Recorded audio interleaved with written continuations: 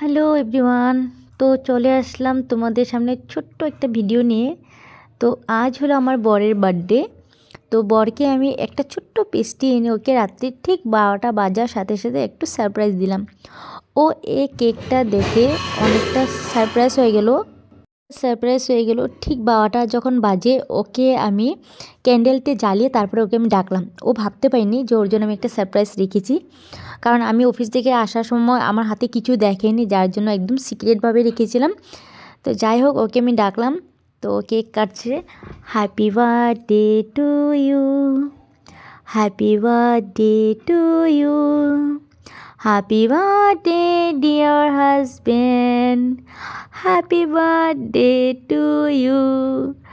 তো খুব খুশি হয়েছে যখন 12টা বাজার সাথে সাথে এরকম করে যদি কেউ কেক কাটায় তো সবাই আনন্দিত হবে, তাই না বলো? আর ও বলছে আমাকে একটা ফটো ক্লিক করো। ও খুব খুশি হয়েছে, তাই আমি একটা ফটো ক্লিক করে নিলাম। আর তোমরা ভেবো না যে আমরা দুজনেই আছি, সাথে মাও ছিল, কারণ মাকে ছাড়া তো কেকটা কাটা মানে অসম্ভব, কারণ দুজন কেক কাটবো, মা ঘরে একা থাকবে, ভালো লাগবে না। তো মাকেও ডেকে নিলাম। তো সারপ্রাইজ হিসেবে ও খুব খুশি হলো। যাই হোক, ও আমাকে খাইয়ে দিল, আমি ওকে খাইয়ে দিলাম। এরকম করে ওর বার্থডেটা সেলিব্রেট করলাম। আর তোমরা একটু আশীর্বাদ করো ও যাতে আরও ভালো হয়, ঠাকুর ওকে মঙ্গল করুক। তো কি বলবো আর, আমার বার্থডেতে অনেকটা বড় কেক নিয়ে আসছিলো। তো ওই কেকটা অনেকটা নষ্ট হয়েছে, যার জন্য আমি ওর জন্য ছোট্ট করেই নিয়ে আসছি। ভাবলাম যে না, নষ্ট করা থেকে ছোট করে আনাই মানে বেটার মনে করি, তো ওই জন্য ছোটোই নিয়ে আসলাম।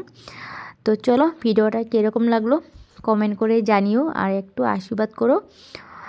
তো চলো, এরকম করে আমরা দুজনকে রাত্র 12:30 একটা বেজে গেলো, একটু ধামালি ফুর্তি করলাম।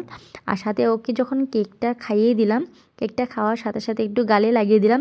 এই জন্য আমার হাতটা ধরাধরি করছে, আর লাগাতে দিবে না, বলছে ঠান্ডার মধ্যে আমি আর মুখ টুক ধুতে পারবো না, আমি মুখ ধুয়ে ফ্রেশ হয়ে আসছি, কি করছো তুমি? তো চলো, বাই বাই।